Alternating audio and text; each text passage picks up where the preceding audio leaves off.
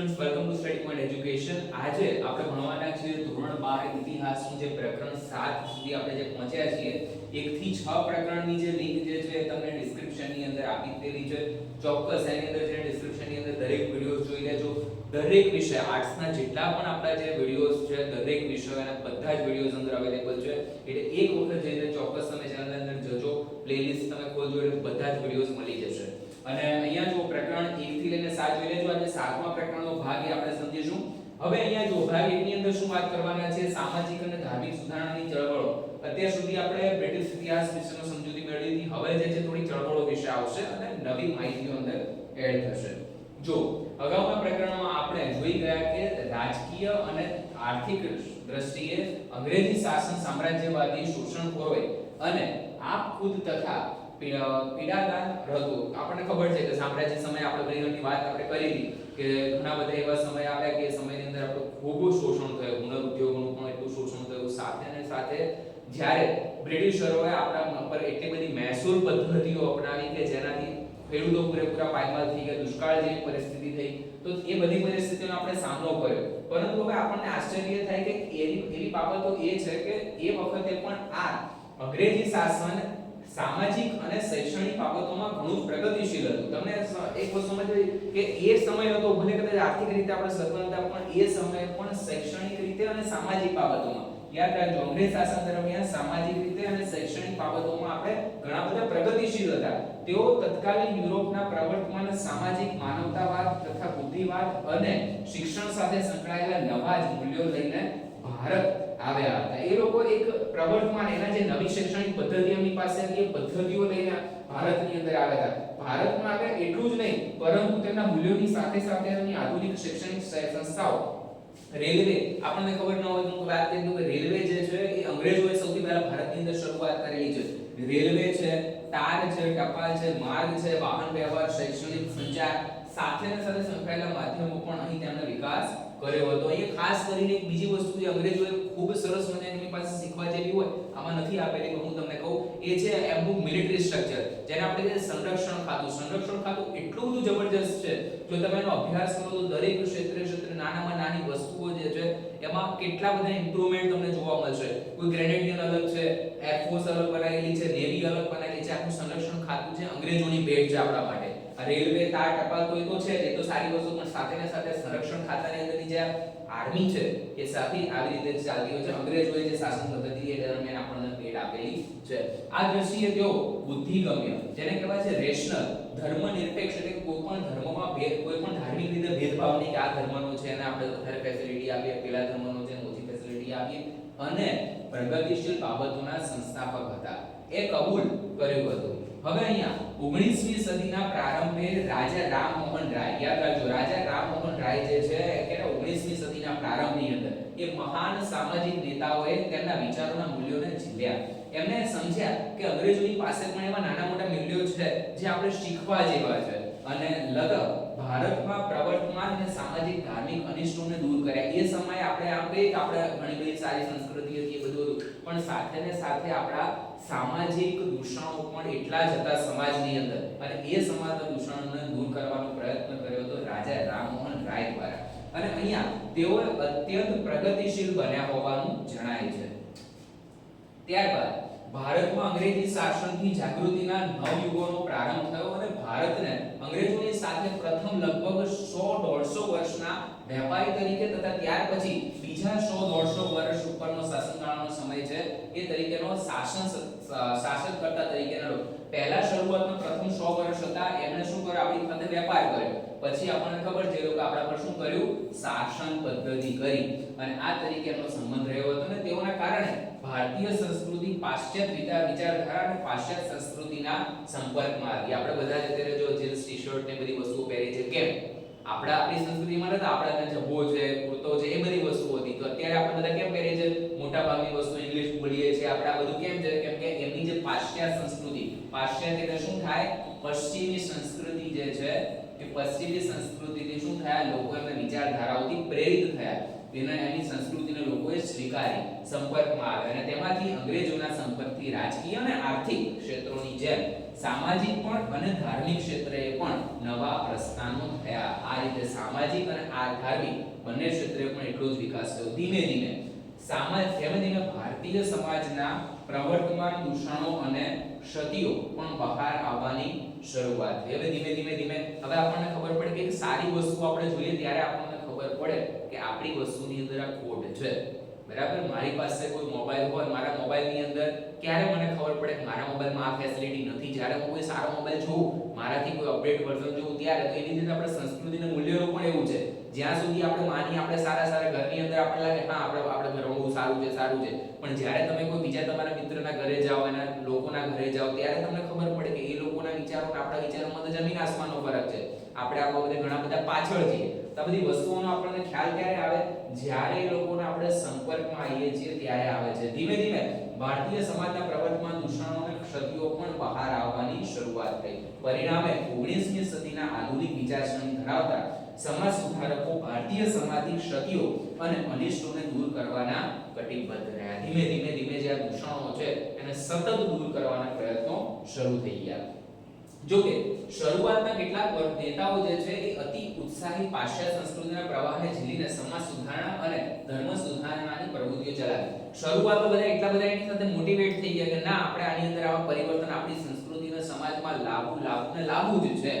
પછી તેમાં બંગાળમાં બ્રહ્મો સમાજ અને મહારાષ્ટ્રની અંદર પ્રાર્થના સમાજની પ્રવૃત્તિઓ શરૂ થઈ. યાદ રાખજો, બંગાળની અંદર બ્રહ્મો સમાજ અને મહારાષ્ટ્રની અંદર પ્રાર્થના સમાજની પ્રવૃત્તિઓ શરૂ થઈ. નવ સ્થાપનાની ઘોષણા ગણી શકાય છે. તો નવ જે સમાજ નવા સમાજની રચનાની શરૂઆત થઈ ગણાય છે. પરંતુ પાશ્ચાત્ય સંસ્કૃતિના આ આક્રમણના પ્રતિકાર સ્વરૂપે કેટલાક પ્રતિભાંત નેતાઓએ 19મી સદીના ઉત્તરાર્ધમાં ભારતીય સંસ્કૃતિના મૂળભૂત ગૌરવવાદ મૂલ્યો તરફ સમાજને અભિમુખ કરીને સમાજ સુધારણા અને ધર્મ સુધારણાની પ્રવૃત્તિઓ આરંભી, અને જેમાં આર્ય સમાજ અને રામકૃષ્ણ મિશનની પ્રવૃત્તિઓ રાષ્ટ્રીય ભાવનાની દ્રષ્ટિએ ખાસ મહત્વની ગણાય છે.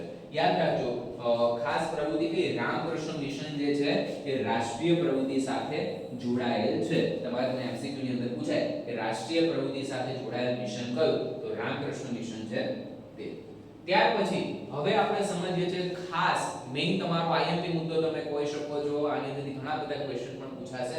એ છે રાજા રામમોહન રાય અને બ્રહ્મો સમાજ.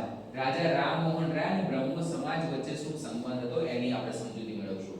19મી સદીના પ્રારંભમાં આવેલા ભારતીય નવજાગૃતિના અગ્રદૂત ગણાતા રાજા રામમોહન રાય 1774 થી 1833 યાદ રાખજો સાલની, અને તેમણે સ્થાપાયેલા બ્રહ્મો સમાજ સંસ્થાની સ્થાપના કરી. હમણાં જ આપણે સમજ્યા આપણે બંગાળની અંદર બ્રહ્મો સમાજ, તો રાજા રામમોહન રાય ક્યાં હતા? બંગાળના હતા. રાજા રામમોહન રાયનો જન્મ 22 મે 1774 ની અંદર બંગાળના હુગલી જિલ્લાના રાધાનગર ગામની અંદર થયો હતો, અને રાધાનગર ગામમાં રમાકાંતને ત્યાં બ્રાહ્મણ કુટુંબમાં થયો હતો. બ્રાહ્મણ હતા એના જન્મથી, અને બ્રાહ્મણ કુટુંબના તેમનો જન્મ થયો હતો. તેણે પ્રારંભિક શિક્ષણ પટના અને વારાણસીમાં લીધું હતું. તેમણે બંગાળી ઉપરાંત ઉર્દુ, સંસ્કૃત, ગ્રીક, હિબ્રુ, લેટિન, ફારસી સાથે અરબી તથા પાછળથી અંગ્રેજી ભાષા પર પ્રભુત્વ મેળવ્યું હતું. કેટલી બધી લેંગ્વેજનું નોલેજ! આપણે એક ભાષા શીખવી હોય ને ઇંગ્લિશ શીખવી હોય તો ઇંગ્લિશ શીખતા આપણે 10-15 વર્ષ જતા રહે. એમની પાસે ભાષાનું નોલેજ હોય, ઉર્દુનું નોલેજ છે. બ્રાહ્મણ છે છતાંય ઉર્દુનું નોલેજ છે એમની પાસે. સંસ્કૃત તો હોય જ, હવે બ્રાહ્મણ પરિવારમાંથી છે. ત્યારબાદ ગ્રીક ને એ સમયની અંદર અત્યારે આપણી પાસે ટેકનોલોજી આટલી છે છતાંય નથી શીખી શકતા. એ સમયે એમની પાસે ગ્રીકમાં નોલેજ હતું. હિબ્રુ, લેટિન જે છે જેમ આપણા માટે સંસ્કૃત છે, એમ અંગ્રેજી અને બીજા મોટી ભાષાઓ ફ્રેન્ચ એ બધાના માટે લેટિન જે છે એની મૂળ ભાષા કહેવાય છે. ફારસી છે, અરબી છે, આ બધી ભાષાઓ મહત્વની છે. એની સાથે સાથે અંગ્રેજી પર એમને એટલું પ્રભુત્વ હતું. આયા છે રાજા રામમોહન રાય. શું છે? રાજા રામમોહન રાય.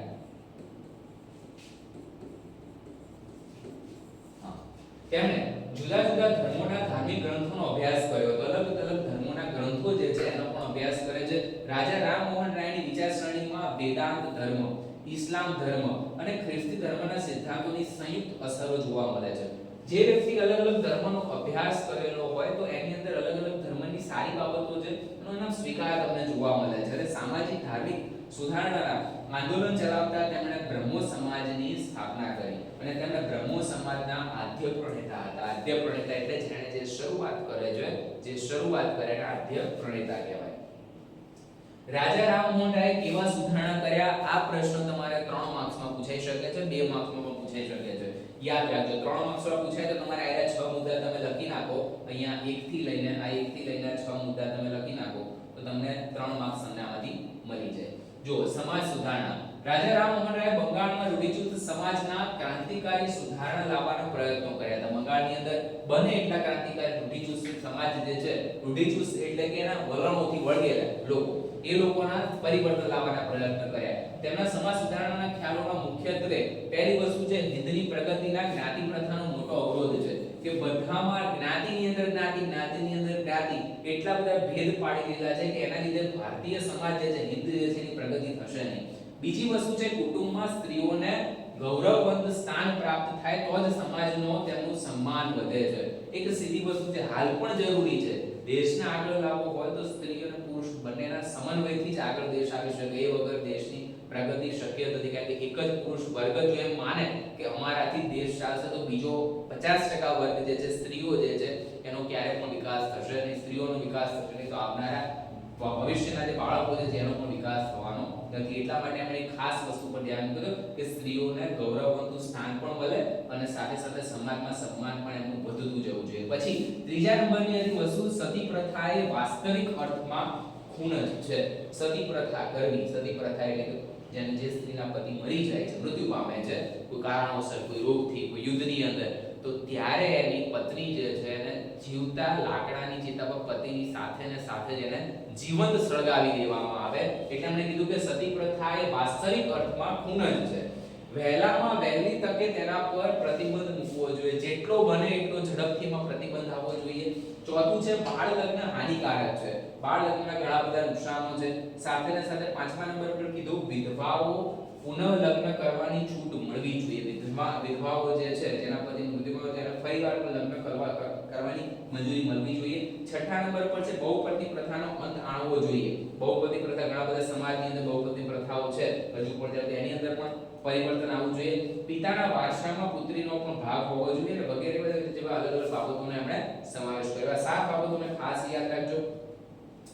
ત્યારબાદ તેઓએ પ્રેસની સ્વતંત્રતાના મહાન હિમાયત કરી હતી. પ્રેસ એટલે કહેવાય મીડિયાને જે સતત પ્રોત્સાહન આપ્યું કે મીડિયા એ સમાજનું એક અભિન્ન અંગ છે.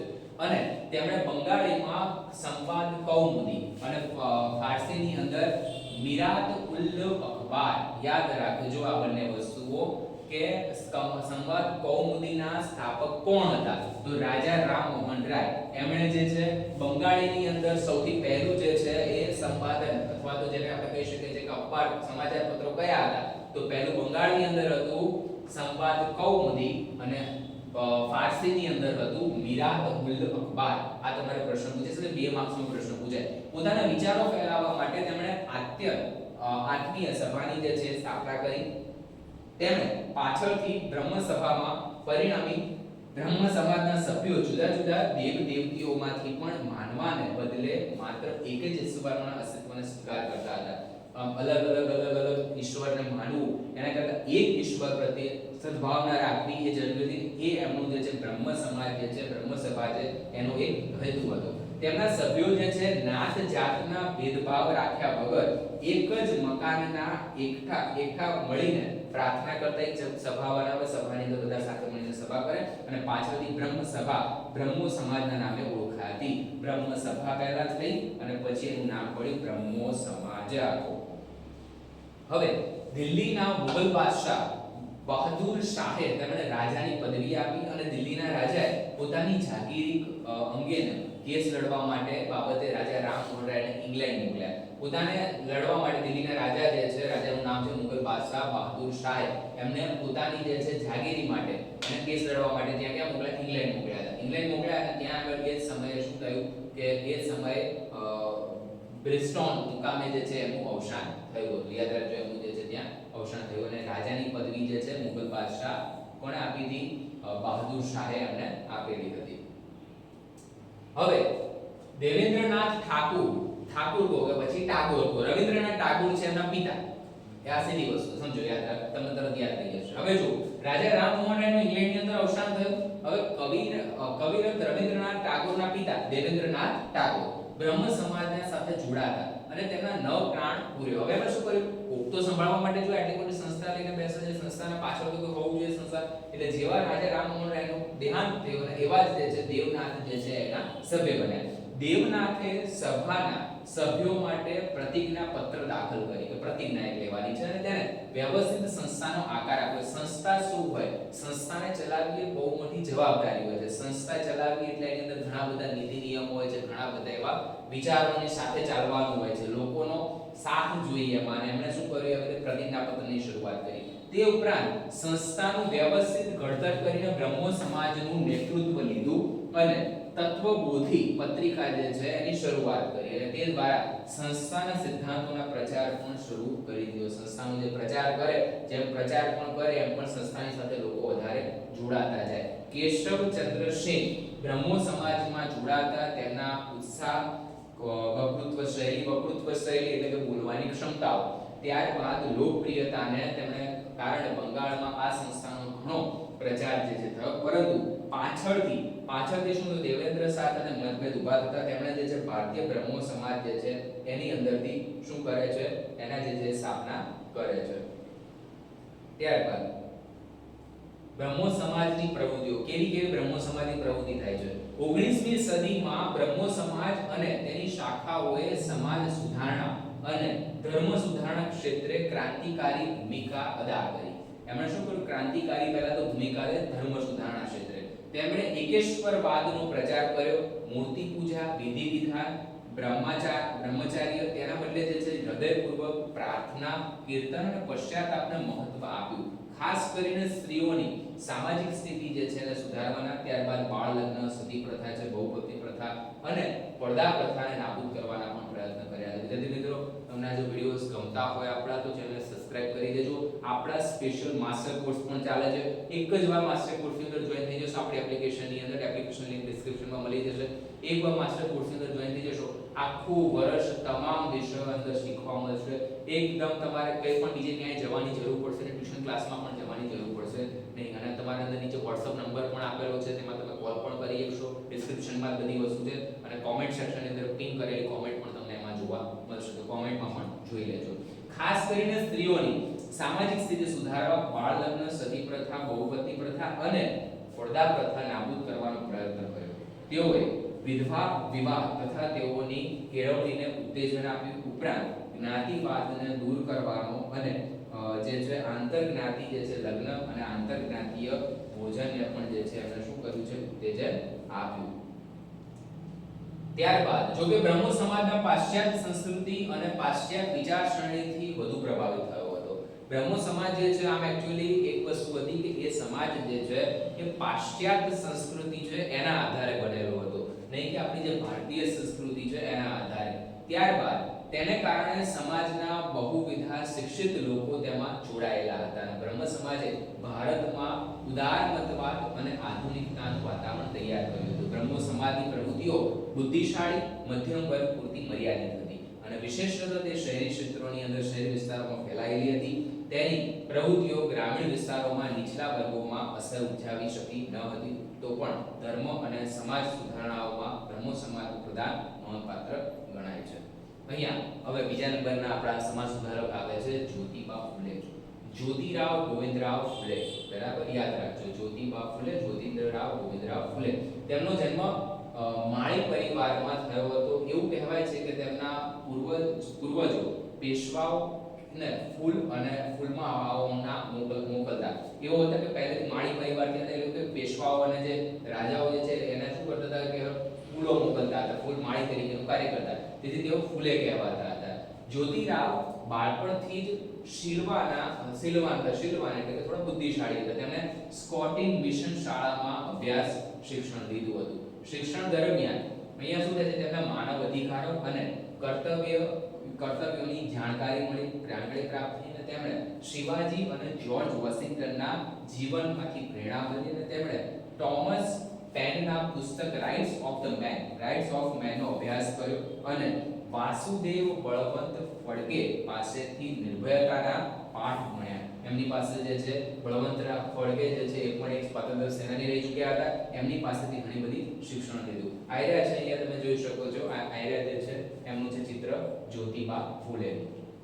હવે જુઓ, તેમણે અભ્યાસથી એવું લાગ્યું કે તેમના ધર્મોમાં કેટલુંક સમાન છે. તેમણે અલગ અલગ બાબતોનો અભ્યાસ કર્યો, અલગ અલગ ધર્મોની અંદર કેટલીક સમાનતા જોવા મળે છે. તેમણે સ્ત્રીઓના તથા દલિતોના પ્રશ્નોને હલ કરવાના પ્રયત્નો કર્યા. દલિતોને ન્યાય અર્થાત આત્મસન્માન આપવા સ્ત્રી શિક્ષણ માટે પ્રયત્નો કર્યા હતા. પુણેના કન્યા શાળાની શરૂઆત કરી અને દલિતોના બાળકો માટે પણ શાળા શરૂ કરી. દલિત બાળકો, દલિત એટલે કે જે નીચી વર્ગના છે, નીચી વર્ગના લોકોના બાળકો માટે પણ શાળાઓ શરૂ કરી. તેમણે વિધવાઓને પુનર્લગ્ન કરવામાં મદદ કરી. સત્ય શોધન સમાજની સ્થાપના કરી અને તેમનો ઉદ્દેશ્ય સમાજના પછાત અને ઉપેક્ષિત વર્ગને ન્યાય આપવાનો હતો. જે ગરીબ વર્ગ જે છે, જે વસ્તુએ શિક્ષિત નથી, એ લોકોને વધુમાં વધુ શિક્ષણ આપવાનો હતો. તેમણે વિદ્યાલયો અને અનાથાલયો જે છે એને શરૂ કર્યા. તેમણે કેટલાક ગ્રંથો પ્રકાશિત કર્યા. કેવા ગ્રંથો? જેવા કે ધર્મકૃતિ, તૃતીય રત્ન, ઈશારા અને શિવાજી કી જીવની અને ગુલામગીરી નામના જે પુસ્તક જે છે લખ્યા હતા. આ ગ્રંથ દ્વારા તેમણે બ્રાહ્મણોના આધિપત્ય સામે પડકારો ફેંક્યા છે. બ્રાહ્મણ જે એ બધું વહીવટ કરશે અથવા એ કહેશે એમ જ બધું થશે, તેની સામે પડકાર ફેંક્યા એમણે. અને તેમણે હન્ટર મિશનને આવેદનપત્ર આપીને જણાવ્યું કે ખ્રિસ્તી મિશનરીઓનો ઉદ્દેશ્ય દેશભક્તિપૂર્ણ નથી અને શિક્ષણ પૂરતું સીમિત પણ નથી. એમનો નથી શિક્ષણ ક્ષેત્રે, નથી ધર્મ ક્ષેત્રે. એ લોકો દેશભક્તિના માટે જે છે કાર્ય કરતા નથી. ખ્રિસ્તી મિશનની અંદર પોતાના સમાજ સુધારણાના કાર્યોથી જ્યોતિરાવ દેશભરમાં જાણીતા થયા અને તેમના પૂના નગરપાલિકાના સભ્ય બનાવવામાં આવ્યા અને તેમણે સમાજ સેવાની જે છે એક પદ રૂપે મુંબઈના નાગરિકોએ તેનું અભિવાદન કરી અને તેમને મહાન પદવી જે છે એ અપાઈ. એમને મહાત્માની પણ પદવી અપાવવામાં આવેલી છે. ત્યારથી જ્યોતિરાવ ભારતના મહાત્મા જ્યોતિબા ફૂલે તરીકે જે છે ઓળખાય છે. યાદ રાખજો, જ્યોતિબા ફૂલેને શેની પદવી મળી હતી? તો કે મહાત્માની પદવી મળી હતી. ડોક્ટર આંબેડકર અને મહર્ષિ કેવલને તેમના ગુરુતુલ્ય માનતા હતા. જે ડોક્ટર બાબા સાહેબ આંબેડકર અને મહર્ષિ કેવલ છે એ પણ એમને શું હતું? ગુરુતુલ્ય માનતા હતા. કેમ કે એ આ બધાના જે કાર્યો જે છે સમાન હતા, આમના જેવા જ કાર્યો હતા. જ્યોતિબાએ સમાજ સમજાવેલા સાર્વજનિક સત્ય ધર્મના પાયાના સમાનતા, ન્યાય, બૌદ્ધિકતા, બંધુતા વગેરેના જે છે બાબતોમાં હતી. તેમનું મૃત્યુ 28 નવેમ્બર 1890 માં થયું હતું. હોવા છતાં તેમની પ્રવૃત્તિઓ આજહર ચાલુ રહી હતી અને તેમણે કાર્યો અને વિચારોની સામર્થ્ય દર્શાવે છે. સ્વામી દયાનંદ સરસ્વતી અને આર્ય સમાજના સ્થાપક સ્વામી દયાનંદ સરસ્વતીનો જન્મ ગુજરાતના મોરબી જિલ્લાના ટંકારા ગામમાં થયો હતો. સનાતની બ્રાહ્મણ કુટુંબમાં થયો હતો અને તેનું બાળપણનું મૂળ શંકર હતું. અહીંયા જે છે હવે નવી શરૂઆત થાય છે. અહીંયા દયાનંદ સરસ્વતી, યાદ રાખજો, દયાનંદ સરસ્વતીની આપણે વાત કરીએ છીએ.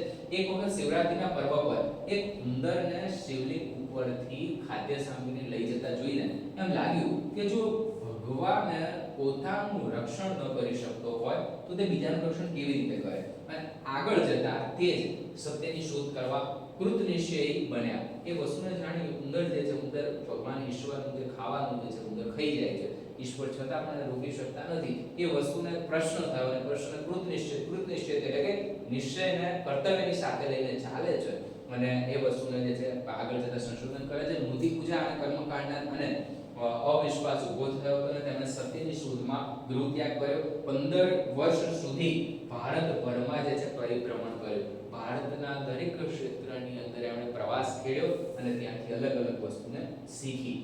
હવે આપણે સમજીએ છીએ દયાનંદ સરસ્વતીના જીવન વિશે. એમણે જે છે યોગનો અભ્યાસ કર્યો.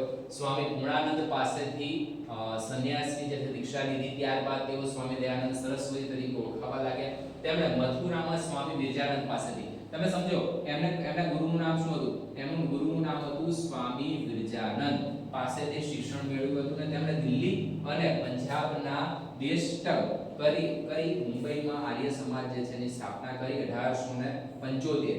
તેમાં તેમણે ફક્ત 10 નિયમો અને ભેદો તરફથી પાછા ફરો. બરાબર, એમના 10 નિયમો, ફક્ત 10 નિયમો અને ભેદો તરફ પાછા ફરો એવા જે છે સૂત્રો આપ્યા. જોધપુર રાજ્યની મુલાકાત વેળાએ તેમના વિરોધોએ ભોજનમાં કાચનો ભૂકો ભેળવી દીધો અને ખવડાવી દીધો અને તેમના રીતે દેહ અવસાન થઈ ગયું. યાદ રાખજો, જોધપુર મુકામ એરિયા જે છે એક પ્રવચનની અંદર કે એમના કાર્ય માટે ગયા હશે અને ત્યાંના કોઈ નિષ્કૃળ લોકો હશે તો એ લોકોએ શું કરી દીધું, તેની અંદર કાચનો ભૂકો નાખી દીધો અને એની અંદર એનું શું થયું, દેહ અવસાન થયું હતું. દેહ અવસાન જે છે 3 ઓક્ટોબર 1883 દિવાળીના દિવસે થયું હતું. યાદ રાખજો 1883.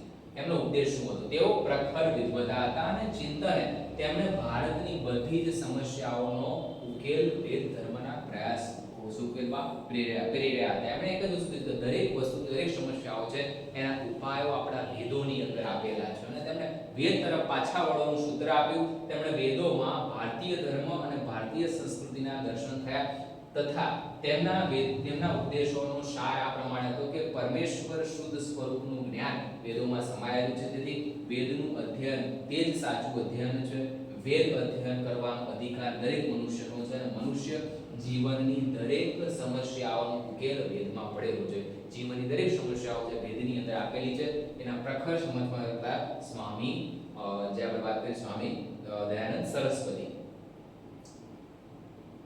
ત્યારબાદ ધાર્મિક ક્ષેત્રે અધ્યાત્મવાદનો પ્રસાર તેમને જે છે એ સૌથી પ્રથમ મહત્વપૂર્ણ કાર્ય હતું. બીજું મહત્વનું કાર્ય બધા ધર્મોની પાછળ રહેલા પરમ તત્વના વિશ્વાસ જાગૃત કરવાનો. જે લોકો આર્ટ્સ ની અંદર આપણે જેને તત્વજ્ઞાન વિશે રાખેલો હશે ને, ફિલોસોફીની અંદર એનું આવશે. સ્વામી દયાનંદ સરસ્વતીના વિચારોના ઘણા બધા બાબતો અહીંયા સમર્થન ધર્મ બાબતે કરવામાં આવ્યું છે. બધા ધર્મો સમાન છે. કૃષ્ણ, રામ, ઈસુ, ખ્રિસ્ત, અલ્લાહ વગેરે એક જ ઈશ્વરના વિવિધ નામો છે એમ તેઓ ભાવપૂર્વક લોકોને સમજાવતા હતા. તેનું ત્રીજું કાર્ય જે છે માનવ સેવાને લગતું હતું. માનવ સેવા દ્વારા કોઈ પણ ઈશ્વર જે છે, કોઈ પણ વ્યક્તિ ઈશ્વરને પ્રાપ્ત કરી શકે છે. તેમની માન્યતા પ્રમાણે સેવા કરનાર વ્યક્તિનું સ્થાન વધારે મહત્વનું છે, કારણ કે માનવ સેવામાં ઈશ્વરના દર્શન થાય છે. માનવની સેવા કરો, સેવાની અંદર શું રહેલું છે? ઈશ્વરની શક્તિઓ રહેલી છે. સ્વામી દયાનંદે તે સમયના પ્રચલિત ધર્મોમાં બેસી ગયેલા સડાઓ, વહેમો તથા અંધશ્રદ્ધાયુક્ત માન્યતાઓનું સ્પષ્ટ રીતે ખંડન કર્યું. તેમણે વેદોમાંથી આધાર આપીને મૂર્તિ પૂજાનો સખત વિરોધ કર્યો.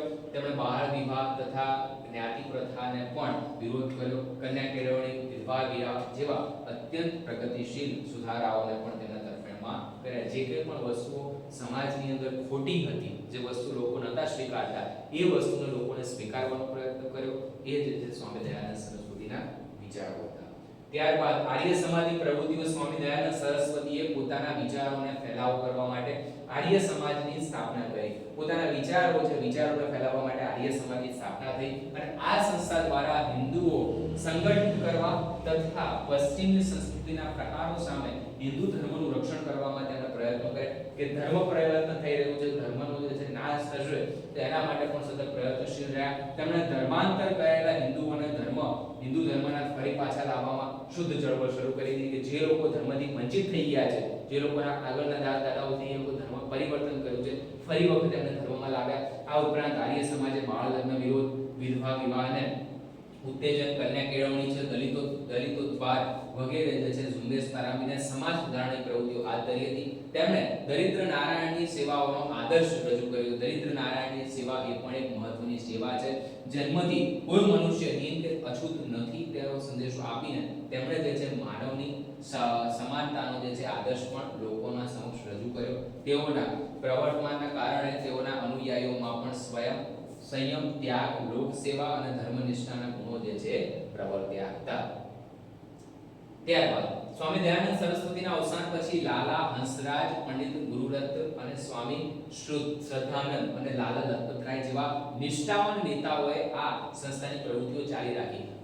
વ્યક્તિ જે છે એક સારી શરૂઆત કરીને જાય તો પાછળ કરનારાઓ તો ઘણા બધા મળી જાય, પણ શરૂઆત કરવી એ મહત્વનું બને. જેવી રીતે દયાનંદ સરસ્વતીની સંસ્થા જે છે, દયાનંદ સરસ્વતીના જે વિચારો છે, વિચારોને સતત આ બધા રાજા લાલા હંસરાજ છે, પંડિત ગુરુરત્ન છે, સ્વામી શ્રદ્ધાનંદ છે, આ બધા લોકોએ સતત ચાલુ રાખી. લાલા હંસરાજે ઈસવીસન 1889 ની અંદર લાહોરના દયાનંદ એગ્લો વૈદિક કોલેજની જે સ્થાપના કરી. સ્વામી શ્રદ્ધાનંદે જે છે એ ઈસવીસન 1902 ની અંદર હરદ્વાર પાસે કાગડી ગુરુકુલ સ્થાપ્યું જે છે અને આર્ય સમાજે ભારતીય સંસ્કૃતિ અનુસાર કાગડી ગુરુકુલની મારફતે ઉચ્ચ શૈક્ષણિક કેળવણી તથા કન્યા કેળવણીનો ફેલાવો જે છે કરવાનું અતિ મહત્વનું કાર્ય કર્યું. આ ઉપરાંત સ્ત્રીઓની તેમજ દલિત વર્ગોની સ્થિતિ સુધારવાના પણ તેઓએ ઘણું બધું જે છે નોંધપાત્ર કાર્ય કર્યું. હિન્દી રાષ્ટ્રભાષાનું સ્વરૂપ આપવામાં પણ આવ્યું હતું. બરાબર, હિન્દી ભાષાને પણ એક રાષ્ટ્ર સ્વરૂપ આપવામાં આવે જેનાથી દેશમાં ઘણી બધી પ્રગતિ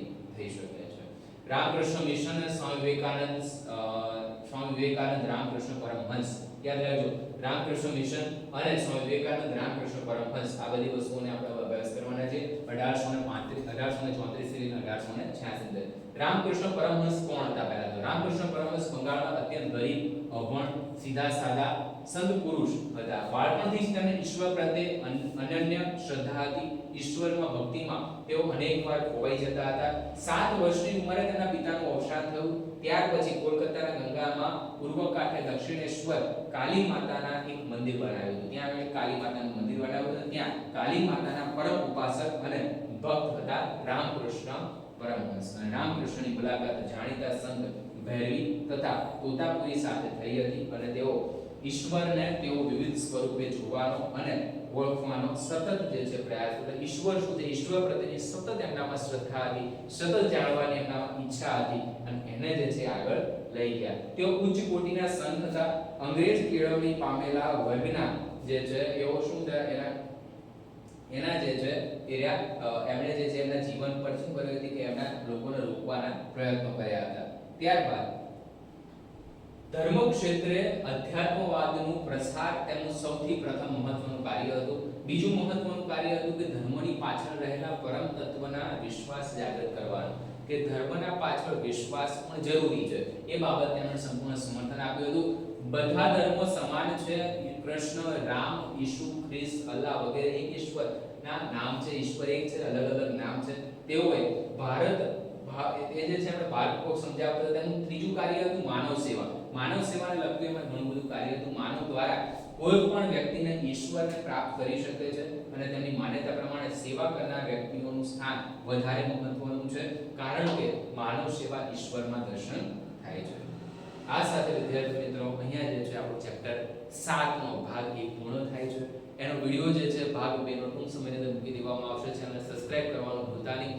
વિડિયો તમને ગમે છે લાઈક નું બટન દબાવી દેજો, તમારા મિત્રો સુધી શેર કરજો, સબસ્ક્રાઇબ કરવાનું ભૂલશો નહીં, કેમ કે આ ચેનલ જે છે સ્પેશિયલ તમારા આર્ટ્સ માટેનો બધો જ કન્ટેન્ટ આપશે. તમે 12મામાં હશો, 11મામાં હશો, બધી જ વસ્તુ 11મામાં હશો તો 1 થી 2 વર્ષ સુધી તમારે ક્યાંય બીજે કશું જોવું પડશે.